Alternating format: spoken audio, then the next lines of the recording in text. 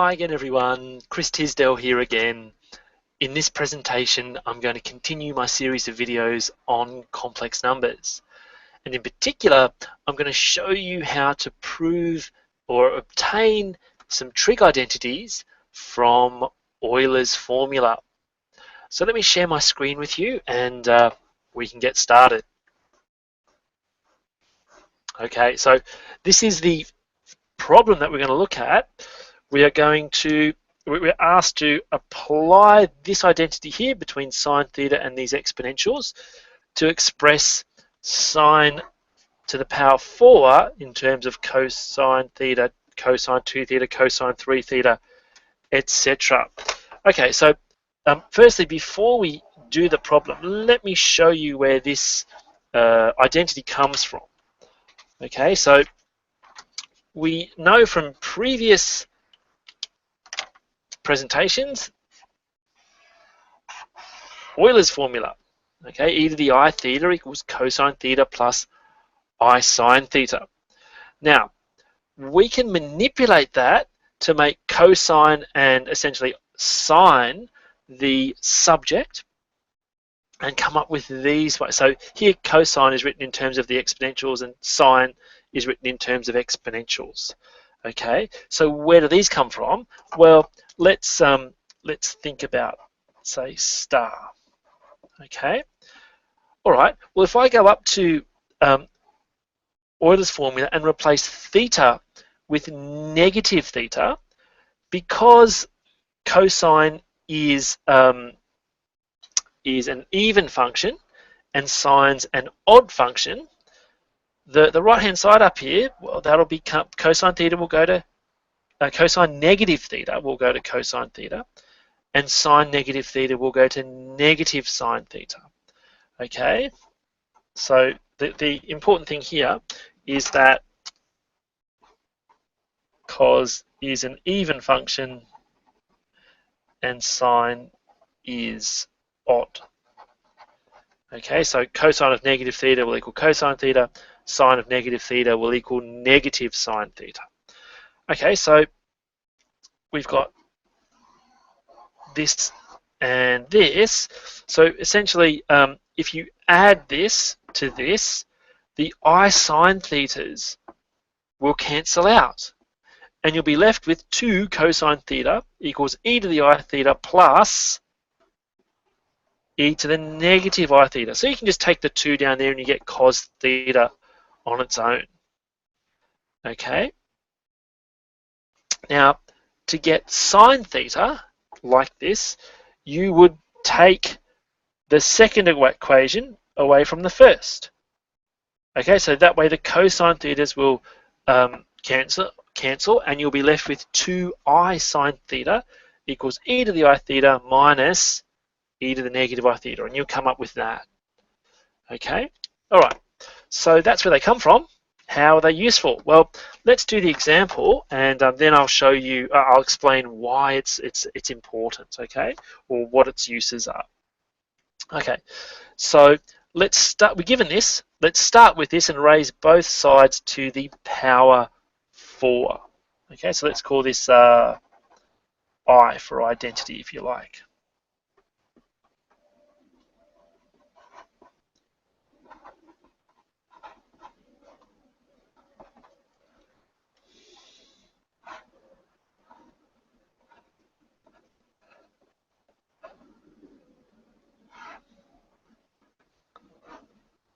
Okay, so now we want to, this is sine to the power 4 over here, theta. Now we want to simplify this somehow. And then once we've simplified it, we want to connect it back to something involving cosines, called cosine theta, cosine 2 theta, cosine 3 theta, etc. So what we're going to do is expand this using, say, Pascal's triangle. Okay, so Pascal's triangle gives you a way of determining the coefficients when you're doing an expansion like this. So you write down Pascal's triangle by adding ones down the sides, and you add numbers together to get the sort of internal number. So 1 and 2 is 3, 2 and 1 is 3, 1 and 3 is 4, 3 and 3 is 6, 3 and 1 is 4, and you've got the one on the outside. So this is your squareds, your cubes, and your power 4. So this bottom row is the important one for us. So Pascal's triangle. Okay, now this this 2 on I down here, remember I is just the imaginary unit, I squared equals -1. That can be sort of treated separately, so I'm going to bring that out here.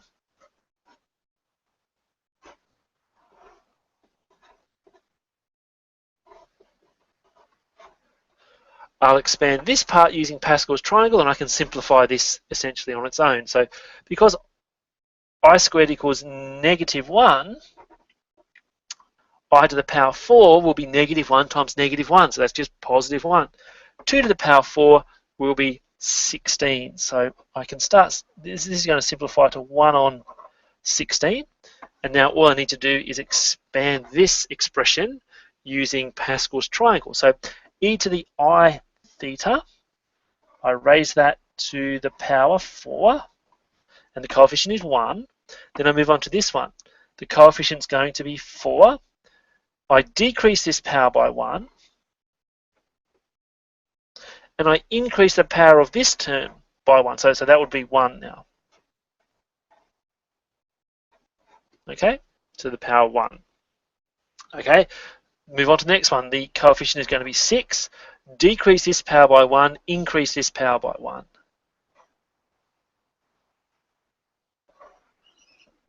So I'm going to get a squared there, and I'll get a squared here. Okay, now move on to the next one. The coefficient will be 4. Decrease this power by 1, increase this power by 1.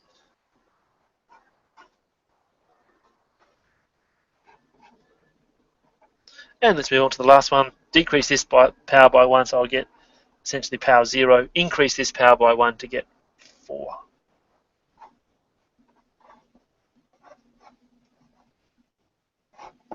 Okay?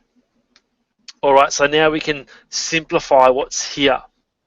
Okay, just by using the exponent laws or the power laws. So this 4 is going to come inside. You're going to get e to the I4 theta.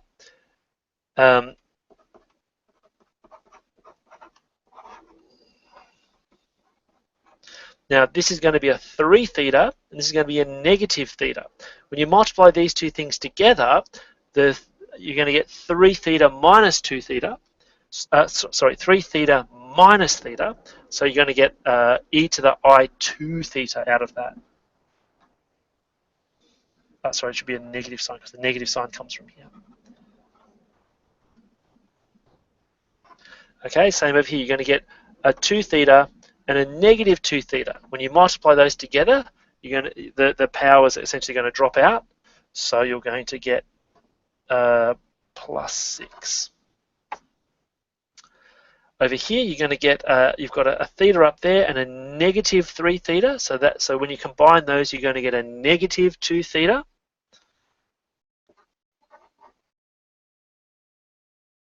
Sorry, let me adjust that. I've just made a little mistake. That'll be a 3 theta, and that'll be a negative theta. So you actually get positive up there, positive I2 theta. So you get negative 1 down here.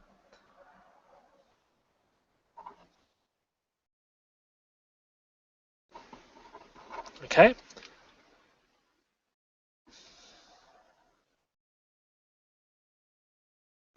And lastly, what about this one? Well, this is going to become e to the negative I4 theta.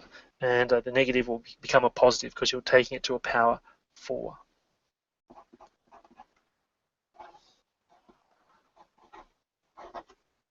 Okay. All right, so now what do we do? Well, we want to get back to something like a cosine or cosine 2 theta or cosine 3 theta or something like that. Okay.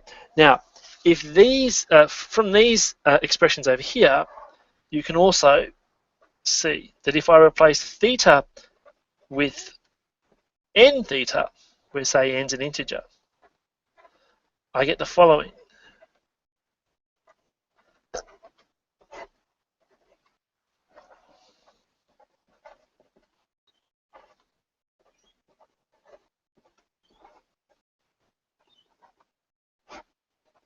Okay, so if you want, you know, put those in brackets if you wanted to. Okay, so we're actually going to use these forms to simplify our expression. Okay, for various values of n. Okay, so let's have a look at what we've got. If we team this with I've left off a negative sign, negative 4 theta. Sorry about that.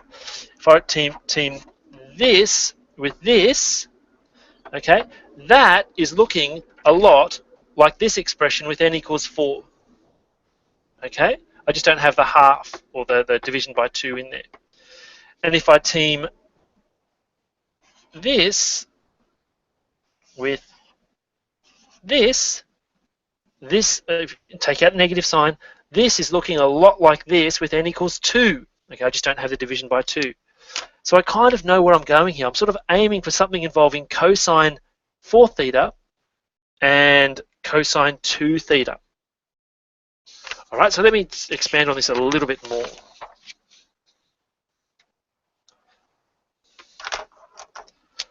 Okay, well, I can distribute that 1 on 16 with this 6. The 6 isn't going to involve cos or anything. So that'll give me 3 on 8. And then if I team this guy up with this guy, then I can have the following. Oh, sorry.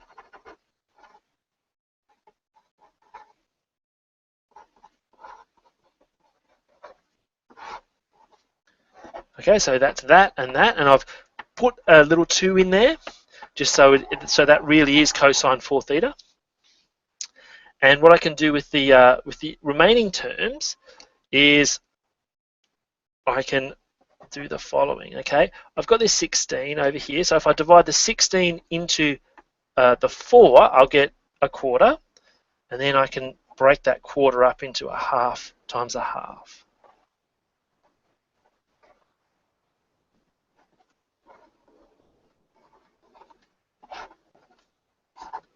Okay, so I've just played with it a little bit, and I've got cosine 4 theta there, I've got cosine 2 theta there, so now I can basically write everything down in terms of cosine, these sort of cosine expressions.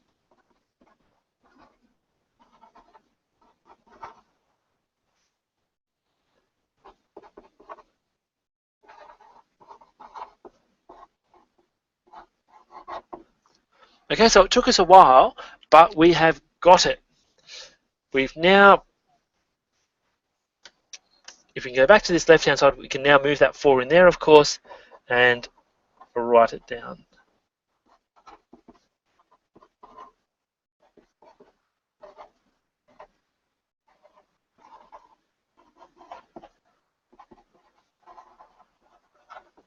All right, so here's your identity.